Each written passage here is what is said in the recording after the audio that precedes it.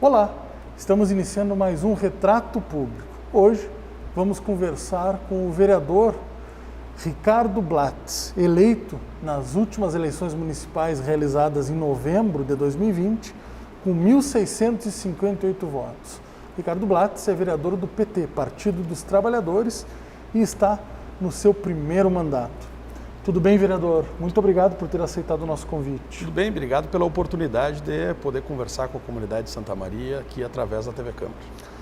Vereador, queria que o senhor iniciasse assim esse bate-papo nos dizendo quem é o cidadão Ricardo Blatz do ponto de vista pessoal, do ponto de vista profissional, né? Quem é esse cidadão antes de ser um vereador? Pois olha, sou advogado, né? Minha formação Sou santamariense, nasci aqui em Santa Maria, estou chegando aos 40 anos com a experiência de ter vivido alguns anos fora de Santa Maria, né? E, enfim, pai de 2 guris, casado, enfim, um cidadão normal, né? Um cidadão corriqueiro, mas que se interessa por política, desde sempre. Né? Desde sempre na minha vida me interessei pela política e trabalho na advocacia, essa é a minha profissão, essa continuará sendo a minha profissão. E tem um grande desafio agora de exercer um mandato parlamentar pelo Partido dos Trabalhadores num momento como esse. Muito consciente da responsabilidade que é representar um conjunto de pessoas que têm um conceito de sociedade, uma expectativa a respeito do mandato de um parlamentar. Do ponto de vista da advocacia do direito, o senhor tem uma área que o senhor dá uma maior atenção, atua Sim, mais? eu sou formado em Ciências Contábeis e Direito, o que ao natural me joga para tudo que tem a ver com cálculo, né? Eu já atuei no direito do trabalho, mas o que me apetece mesmo é o direito civil e o direito tributário, né? Com a atuação no direito civil de uma maneira mais ampla. Falando em direito tributário, né? Até saindo um pouco do nosso roteiro aqui, mas eu acho que é importante também ter uma correlação, né, de Santa Maria para o Brasil, né? E do que pensam os vereadores. Que importância o senhor dá para uma reforma tributária? O senhor acha que a distribuição tributária e a carga tributária hoje no Brasil, ela é justa ou ela é injusta? Pois ela tem se mostrado ineficiente, né?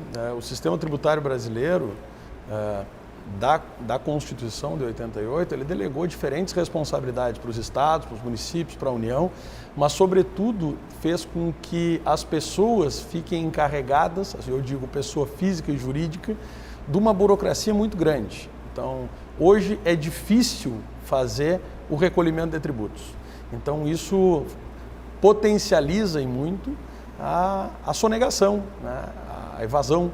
Então, com certeza, uma simplificação do sistema tributário, dando maior eficácia e efetividade para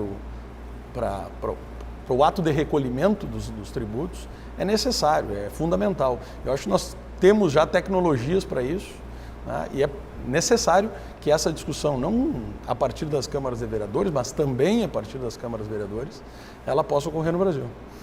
E do ponto de vista da carga tributária regressiva, hoje nós temos uma carga tributária regressiva no Brasil, né? Enquanto outros países, inclusive países mais desenvolvidos da Europa, já adotam uma carga tributária progressiva, levando em consideração, né, a renda, o salário das diversas classes sociais. Como o senhor avalia isso? O que o senhor pensa sobre isso? O grande salto que nós temos que dar é na taxação de grandes fortunas.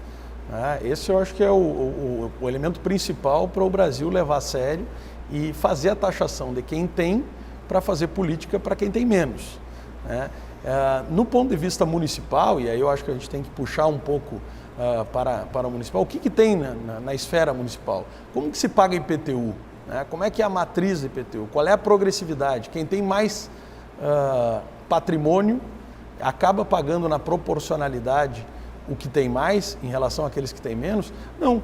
A regra que vale para a tributação federal, ela funciona mais ou menos para as tributações municipais, que sobrecarrega quem é justamente a classe média, aquele proprietário de um imóvel, né, de 2 ou 3 dormitórios, no subúrbio ou no centro, que acaba sendo mais taxado, né? Então, é necessário avançar para quem tem mais, avançar para quem tem maior patrimônio e para quem, sobretudo, a taxação das grandes fortunas, que é quando esse patrimônio não é nem imobilizado, ele é um dinheiro solto, né?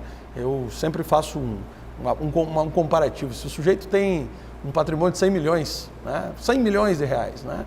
Ele investe tudo em imóveis, ele vai pagar IPTU, ele vai pagar ITR. Se ele investe em automóveis, ele vai pagar IPVA. Agora, se ele não investe em nada, ele fica jogando na especulação, ele não paga por ter, né? Ele não paga por ter o patrimônio. Então, taxar a grande fortuna é taxar este patrimônio em efetivo, em moeda, que não está imobilizado ou não está impulsionando a economia, porque é a partir daí que se gira a economia. O dinheiro parado só serve para especular. Então, da mesma forma, é necessário que no âmbito municipal se possa ter esse tipo de progressividade para o patrimônio que está parado. Então, não aceitar a especulação imobiliária, não aceitar que grandes grupos obtenham grandes áreas para fazer especulação mediante um imposto de propriedade territorial que não incentiva a geração de emprego, de renda, a circulação de dinheiro. E que constitucionalmente tem um cunho social, né? Com certeza.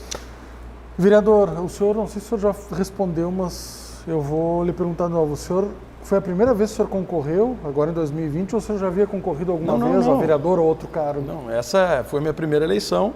É evidente que eu tenho uma participação política dentro do Partido dos Trabalhadores, na formatação de planos de governo, na assessoria de campanhas eleitorais, seja na parte jurídica, seja na parte mesmo política e estratégica, mas foi a minha primeira eleição. Né? E tive a condição de chegar aí entre os três, né? Nós fizemos uma bancada de 3 vereadores, e aqui é sempre bom lembrar que quando a gente é eleito para uma Câmara de Vereadores ou para o Parlamento no Brasil, é o conjunto de muito mais votos do que votaram uninominalmente no Ricardo Blatz. O Partido dos Trabalhadores fez quase 17 mil votos, isso fez com que nós tivéssemos uma bancada de 3 vereadores, e nós 3, os eleitos, fizemos ao redor de 5 mil. Só foi possível que estivéssemos eleitos justamente pelo conjunto. Né? E essa eleição é uma eleição bastante difícil, um sistema que é muito complicado para o cidadão entender. Só para te dar uma ideia, ela é proporcional, mas na verdade cada partido põe mais candidatos do que vagas. E na hipotética situação de um partido fazer todos os votos, não elegeria todos os seus candidatos. E isso cria algumas insatisfações, que é o caso dessa eleição, em que pelo menos 2 candidatas, 2 mulheres, fizeram mais votos do que eu. Uma delas, a Alice do PSOL, chegou a fazer praticamente o dobro de votos e não se elegeu.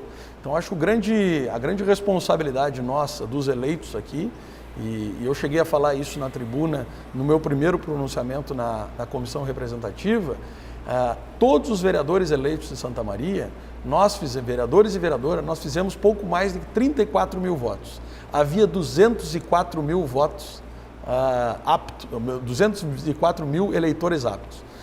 Significa que ao redor de 170 mil pessoas ou não foram votar ou acabaram votando em alguém que não se elegeu.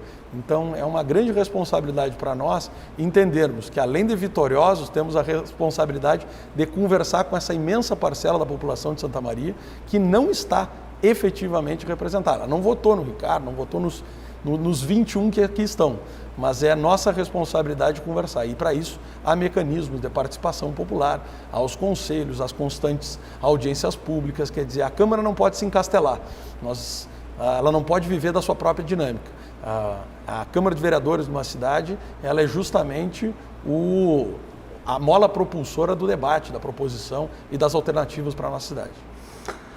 Vereador, do ponto de vista ideológico, como o senhor, o telespectador que nos acompanha, se identifica? Né? Sabe que essa rotulação, essa classificação, esquerda-direita, centro-esquerda, centro-direita, daqui a pouco tem extrema-esquerda, extrema-direita. Eu gostaria de fazer o seguinte: vamos dividir, eu defendo os de baixo. Né? Tem uma turma que defende a turma de cima. Nós, do Partido dos Trabalhadores, estamos quem defende de baixo. É evidente que a minha orientação política é socialista. Né? Eu me considero um socialista e por isso optei pelo Partido dos Trabalhadores, que é um partido que milita no campo da esquerda e que dialoga com o campo da centro-esquerda, com o centro-direita, inclusive, para viabilizar projetos. Agora, que combate, sobretudo, o autoritarismo, né, combate a decisão encastelada, essa decisão de gabinete. Então, nós defendemos participação popular, inclusão e diversidade.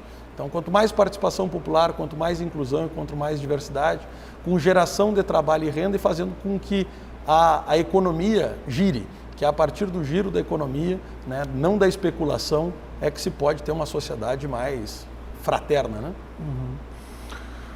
O que o senhor falou agora há pouco, né, que antes de colocar o seu nome, né, para concorrer a um cargo eletivo, já tinha uma vivência, uma experiência partidária, né, orgânica, de bastidores, enfim, influenciando em várias questões internas partidárias. O que lhe motivou a entrar na política, né? O senhor que falou que sempre foi muito estimulado a ler, a participar da política, é filho de um ex-vereador e ex-candidato, né, o Sérgio Blatz. O que lhe motivou a entrar para a vida partidária? Foi a experiência do pai ou também outras questões? A política é muito dura, né? A política é muito dura, especialmente essa campanha de vereador, né, em que havia, por exemplo, 340 diferentes opções. Então, dificilmente a gente fala muito de política durante uma eleição, por incrível que pareça. A eleição de vereador é nas relações pessoais, enfim, são outras variáveis. Agora, na política, tem uma variável que sempre ela é determinante, que é: tem voto ou não tem voto? Tá? Quer dizer, quando a gente vive a vida partidária, a discussão política, chega um momento que quem tem voto acaba se impondo, né? Então, de uma maneira ou outra, para influenciar na política, tem que chegar no foco da decisão política. Essa Câmara é a Câmara Política da cidade. Então, se realmente alguém quiser influenciar no caminhar da legislação, no caminhar da proposição de debates, né, tem que vir para o voto. Então, acho que ao final dos 30 anos, né, já encerrando uma etapa que já estava consolidada na profissão, pessoalmente, porque um receio que eu sempre tive era de entrar na política e não poder sair, né? De viver da política, de viver da eleição, de ter que se candidatar sempre, de se profissionalizar, de não ter outra alternativa. Então, hoje eu imagino que essa etapa já tá superada, quer dizer, atuar como advogado, já estou consolidado, sedimentado na profissão. É possível fazer uma contribuição do ponto de vista político, mas com a capacidade de poder sair. Eu acho que é por isso o momento, né? O momento da escolha. Como nós falamos, né, o senhor foi eleito com mais de 1.600 votos e o senhor integra, né, um número de 13 vereadores que fazem parte de uma renovação do Poder Legislativo. Apenas 8 se reelegeram, que estavam na legislatura anterior se reelegeram. A que o senhor atribui isso? O senhor falava há pouco tempo desse sistema, né, proporcional, que muitas vezes não representa a maioria de uma população, né? O senhor citou o teu exemplo: se toda uma população votasse nos candidatos de um partido só, nem todos os candidatos que aquele partido ofertou para aquela eleição seriam eleitos. O senhor acha que esse modelo, ele contribui, de repente, para uma não representatividade, por crise na representatividade que vive, de repente, o Brasil e o mundo? A que o senhor atribui essa imensa renovação? Matheus, sabe que se me fizesse essa pergunta antes da eleição, a minha resposta provavelmente seria outra. Mas passando pelo processo eleitoral, a gente vê que o voto não vale nada, né? Não vale nada para a maioria das pessoas, sabe? Muita gente fala assim: cara, tem que votar para vereador. Não valoriza aquilo como uma decisão que possa influenciar no seu cotidiano. No seu cotidiano. E esse sistema contribui, né? Quando realmente o cidadão que vai lá votar, não elegeu o vereador, não elegeu o vereador, não elegeu o vereador. Quer dizer, quando tem muito, é diferente da eleição majoritária, né? Quando tem assim, não, o meu voto faz a diferença. Então, a eleição majoritária de prefeitos, governadores e presidente da República, que tem segundo turno, o cidadão acho que se sente mais responsável pela decisão tomada. É diferente para deputados e vereador. E ainda tem uma outra excrescência que é pior ainda. que é o Senado Federal, que é uma eleição majoritária, ou seja, ganham os mais votados, mas não tem segundo turno. E faz com que determinados estados da federação tenham senadores que são representados por menos de 20% dos votos. Isso quer dizer, como assim? Então, é necessário que a classe política, a sociedade como um todo, visualize esse sistema. Sem falar na suplência do senador também, que é uma questão que está em debate seguidamente. Então aqui fica uma maluquice, né? Porque no final das contas, esse sistema faz com que eu concorra de verdade contra aquele meu companheiro de partido. Porque eu tenho que chegar na frente dele, né? Ou dela. A disputa está ali. Então interna, existe uma disputa interna, então somado a um forte ataque de um determinado setor da mídia contra a política como um todo, desacreditando, criminalizando, banalizando, tem esse elemento do sistema eleitoral que faz com que as pessoas não acreditem no sistema. Então, é difícil. Então, passada a eleição, eu te digo, acho que é necessário enfrentar esse sistema eleitoral. São 30 e poucos partidos. Quer dizer, imagina que na nossa cidade nós tivemos 350 candidatos. 350 opções diferentes, para o cara escolher um para eleger 21. Quer dizer, não faz o mínimo sentido que 16% da população tenha eleito seus vereadores. Mas o sistema é proporcional, é por partido, é por identidade. O que eu vejo nessa casa, tá, é que há um mundaréu de partidos. Tá? E nem sempre os partidos têm os parlamentares do mesmo partido têm a mesma linha. Né? É muito partido, muito candidato. Tá? Isso faz com que o debate sobre a política pública fique perdido. Né? Você perde o debate. Então, política e eleição não são a mesma coisa. Quiséramos que pudessem andar juntos. Né? Pois terminou a eleição, parou essa questão. Meramente de publicidade, de convencimento, e agora nós entramos num outro período que é de enfrentar a política pública. Como é que essa responsabilidade, né, do senhor ser um vereador novato, né, está iniciando o primeiro mandato e já compor a mesa diretora, o senhor é segundo vice-presidente, né? Segundo vice. Como é que é essa responsabilidade aí? Aqui nós temos uma bancada do Partido dos Trabalhadores, nós montamos um bloco junto com o PCdoB, né? Então, ideologicamente estamos mais alinhados, vamos buscar conversar aí com outros partidos, o PDT, o PSB, né? Enfim, a partir daí conversando com todos. Mas, sobretudo, houve a candidatura do candidato Werner Hempel, né? E pela proporcionalidade, a chapa que perde, né, ela tem alguns espaços na mesa. Como nós já tínhamos, dentro da nossa bancada, né, o Valdir Oliveira será o líder do Partido dos Trabalhadores nesse primeiro ano. A Marina Calegaro, nós lutamos para que ela pudesse assumir a presidência da Comissão de Direitos Humanos, e o Partido dos Trabalhadores buscou um espaço também para que pudesse estar presente na direção da mesa diretora. Então, é aqui que se entende como funciona a casa, né? Quer dizer, qual é a relevância dessa casa, um orçamento gigantesco de mais de 20 milhões por ano, né? Qual a obrigação de buscar a participação popular e a conversa com a sociedade. Então, eu imagino que nesse ano, estando na mesa diretora, é entender como é que funciona a casa, com a sua dinâmica própria. Mas eu destaco com maior importância as comissões, né? A bancada do Partido dos Trabalhadores me indicou para estar presente na Comissão de Finanças e Orçamento, num ano super importante, porque esse ano é quando nós debatemos o plano plurianual, que vai definir toda a estrutura orçamentária do município para os próximos 4 anos, e também a Comissão de Constituição e Justiça. Então, é uma grande expectativa, né, para a atuação parlamentar nesse período de recesso, que não é férias, né? É recesso. Quais serão as suas principais temáticas assim, que o senhor pretende durante esses 4 anos, essa legislatura dar uma maior atenção? Eu acho que a principal é a participação popular, é incentivar a participação popular, incentivar a valorização dos conselhos municipais, dos mais distintos que já estão criados, valorizar os conselhos, impulsionar o seu funcionamento, exigir do poder público. Tem uma área que é de responsabilidade exclusiva dos municípios, que é a área de mobilidade urbana. Isso depende exclusivamente do município. Não depende do governo federal, não depende do governo estadual, não depende de mais ninguém. Se o município não fizer, não avança. Santa Maria precisa garantir recursos para essa área.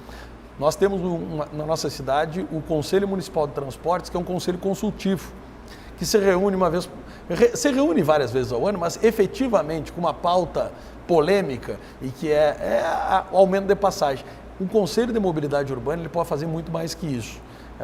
Como há em outras cidades, um Conselho de Mobilidade Urbana que trate e especificamente conduza um fundo de mobilidade urbana, que ali se direcione o retorno do IPVA que vem para a cidade, as multas de trânsito que são aplicadas, o retorno do contrato do parquímetro. Quer dizer, a partir daí se pode fazer um fundo para aplicar em política de mobilidade. Acho que é importante Santa Maria dar esse salto. Uma outra área que também é exclusiva dos municípios é a de planejamento urbano. Santa Maria hoje tem uma autarquia municipal, o IPLAN, o antigo escritório da cidade, que também ao longo dos anos e pelas diferentes administrações passou a estar desacreditado. É preciso que Santa Maria tenha um plano diretor e tenha um órgão que pense na nossa cidade no longo prazo, pensar o planejamento urbano. E a responsabilidade constitucional, Matheus, aos municípios cabe cuidar do saneamento básico. E o saneamento básico são nas suas 4 pernas. É abastecimento de água, é drenagem urbana, é esgotamento sanitário e a gestão de resíduos. Então, hoje, nós temos a gestão de resíduos em Santa Maria poderia ser muito melhor. Nós temos um número imenso de famílias que vivem da reciclagem em condição de muita vulnerabilidade social. Então, não é simplesmente adotar um sistema com um caminhão que vem e faça isso e aquilo. Não, nós temos que pensar nas pessoas, tá? E pensar no desenvolvimento da nossa cidade como um todo, pensando no saneamento. Porque há hoje muitas ocupações irregulares, né? E isso não é só na periferia dos mais vulneráveis, há ocupações irregulares de terrenos deabastados da cidade e que o município tem que ter uma mão firme para que a cidade pare de inchar. Santa Maria merece crescer e para crescer tem que ter ordem. E essa ordem quem dá é o município na política pública de desenvolvimento urbano. Então, eu indico essas políticas como prioritárias porque elas impactam em todo o resto. A gente não vai conseguir entregar serviços de saúde, de educação, de assistência social numa comunidade que não está regularizada. Hoje, lamentavelmente, o Estado só chega na periferia com o direito penal. Chega com a polícia, chega com a SUSEP, não é por aí. Não é por aí. Nós temos que dar condições para que toda a nossa cidade tenha serviço público de educação, saúde e assistência social, independente do local onde as pessoas moram e com a dignidade de ter um recolhimento dos seus resíduos, ter energia elétrica, ter uma drenagem urbana, ter água potável, e é essa a responsabilidade do município. Então, imagino que cabe ao protagonismo dessa casa, da Câmara de Vereadores, propor soluções alternativas do que tem sido feito ao longo dos anos. Vereador, recentemente, né, na mídia local e até aqui na Câmara de Vereadores também, obviamente,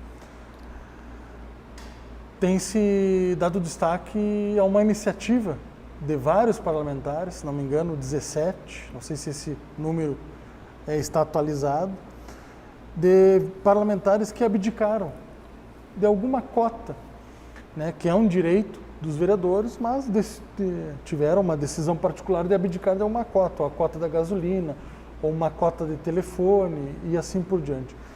Queria lhe fazer 2 perguntas em uma. O senhor, por um acaso, compõe esse grupo de parlamentares que abdicou de alguma cota e se abdicou, de quais o senhor abdicou e por quê? A minha posição a respeito desse assunto, do financiamento do parlamento, ela é anterior à minha posse. É a mesma posição que eu tenho tomado desde do momento que me dispus a concorrer à Câmara de Vereadores. A forma como se financia é errada.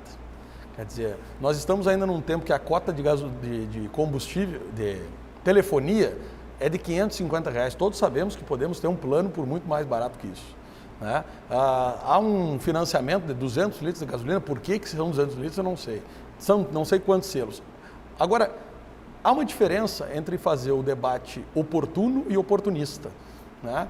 Eu lamento que esse tenha sido o assunto estrela da casa, porque esta casa tem que dar dignidade para que os parlamentares possam trabalhar. E isso não pode se confundir com privilégio. Quer dizer que não se utiliza a cota de telefone. Ora, bolas, um mandato parlamentar tem que ter telefone, as pessoas têm que ter condição de ligar para cá e alguém atender, e o parlamentar também tem que ter condição de fazer suas ligações. Agora, eu acho absurdo que seja R$550, tá? Também acho absurdo essa cota de combustível. Agora, não vejo como razoável a renúncia como a solução dos problemas. Nós temos que enfrentar um regramento para todos os vereadores. E é por isso, é esse tipo de discussão que eu estou levando para a mesa diretora.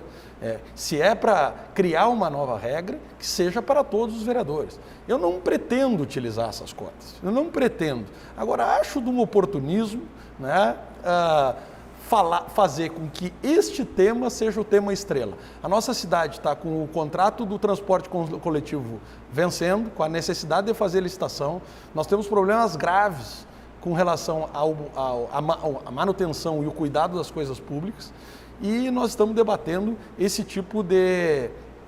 A mídia coloca esse como o assunto estrela. Acho que é importante debater e mudar a regra.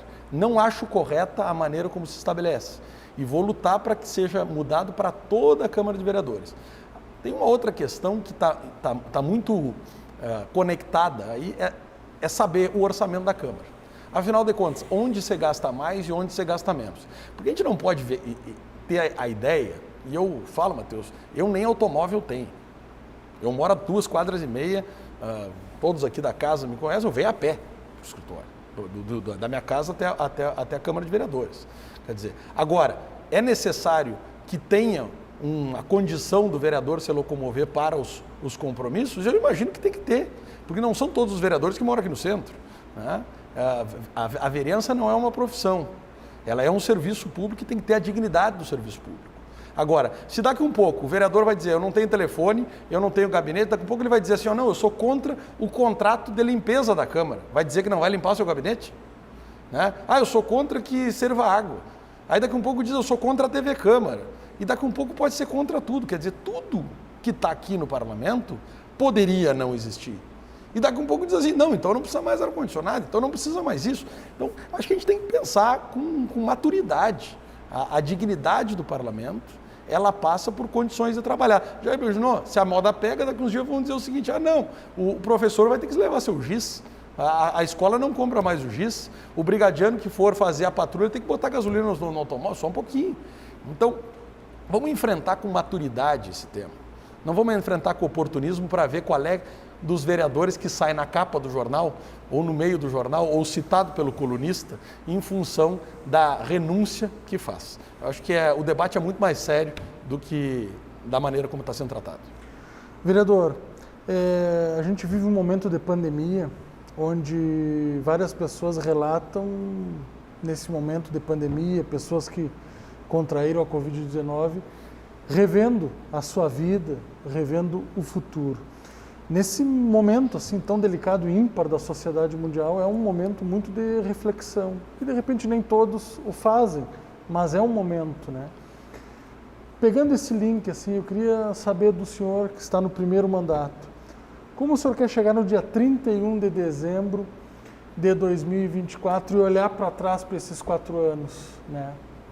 Qual é o sentimento que o senhor quer ter nesse dia, olhando para trás, pelo que o senhor fez, né, ou deixou de fazer durante esse período? Eu acho que eu quero chegar com a mesma dignidade que eu entrei, né? Com a cara limpa, com o peito aberto, tendo a certeza de que comprei brigas, mas que não fiz inimigos, que eventualmente tive adversários e que contribuí naquilo que nos diz respeito, né? Eu sei que eu tenho posição sobre a política internacional, sobre a política nacional, mas é aqui na política municipal que nós temos a nossa responsabilidade. Tem alguns assuntos que essa casa tem deixado de tratar por décadas. E eu, às vezes, comparo essa Câmara de Vereadores com uma reunião de condomínio. As sessões parecem uma reunião de condomínio. Porque se o assunto é muito importante ou irrelevante, o tempo de discussão é o mesmo. Então, nós precisamos botar aqui na mesa dessa casa os assuntos importantes da cidade. Esse é a forma como eu quero chegar lá depois desses 4 anos, de poder sentir que este mandato contribuiu para que a Câmara fizesse a diferença. Isso não se faz sozinho, né? Nós somos 21 parlamentares e que temos a responsabilidade de conversar com toda a nossa cidade e mais além. né? Não só aquelas pessoas que votaram nos parlamentares que aqui estão. Quero terminar o mandato com a certeza de que construímos uma forma não clientelista de fazer política e uma forma séria, respeitados pelos adversários e apoiados pelos que dão suporte, não só no campo ideológico, no campo partidário. E eu acho que um elemento que é muito importante. Meu pai teve nessa casa. Eu, quando nasci, meu pai era vereador, né? E durante toda a minha vida tive o maior orgulho de dizer que sou filho dele. Eu sou filho do Sérgio Blatz, que foi um excelente vereador. Quero poder dizer que os meus filhos, José Inácio e Luiz Ernesto, possam dizer a mesma coisa, que é dignificar e poder sair de cabeça erguida, podendo seguir a vida na política ou fora dela, né? Mas sem a percepção de que isso aqui é um fim em si mesmo. Vereador, quais os canais que o seu mandato tem para a gente divulgar para o telespectador que nos acompanha? O número do seu gabinete, o telefone, o senhor se lembra, né? Nesse início pode ser que não se lembre. E os canais, redes sociais, enfim, que o senhor queira divulgar para entrar em contato direto. Para entrar em contato com o mandato é muito fácil. Em todas as redes é a mesma coisa. O site é www.blates.pt. É o meu sobrenome, .pt, partido. E também nas redes sociais, no Facebook, no Instagram, no Twitter é blates.pt, no YouTube é blates.pt. Então, quem quiser encontrar um canal de comunicação pode entrar através desses canais pela internet ou ligar aqui para a Câmara, para o gabinete 14. Nós estamos instalados aqui, já instalados no gabinete 14, funcionando ainda num ritmo de pandemia. Tem parte da equipe que vai ficar aqui, tem uma outra parte da equipe que nós estamos proporcionando um outro espaço para que possa trabalhar, enquanto a pandemia não permite que toda a assessoria trabalhe aqui. É muito importante dizer que um mandato não é feito só pelo vereador, ele é feito também pela sua assessoria. Então nós tivemos o cuidado de buscar pessoas experientes, pessoas com formação, porque se esses são os recursos dados pela Câmara para o exercício do mandato, nós vamos usar os recursos da melhor forma e constantemente está a serviço da população. Repito que esse mandato não é só de quem votou no Blatz, né? Ele é um mandato de toda a cidade, ele está aberto a toda a população para debater política pública, não é para debater interesses privados. Vereador, mais uma vez, muito obrigado por o senhor ter aceitado o nosso convite. Então tá, eu agradeço a TV Câmara por essa oportunidade de poder conversar e espero nos encontrar em algum momento em breve, tá bom? Um abraço. Tá certo. E um bom mandato para o senhor aí. Também gostaríamos de agradecer a você por ter nos acompanhado até esse momento e a toda a equipe da TV Câmara de Santa Maria pelo trabalho construído de forma coletiva. Muito obrigado e até o próximo Retrato Público.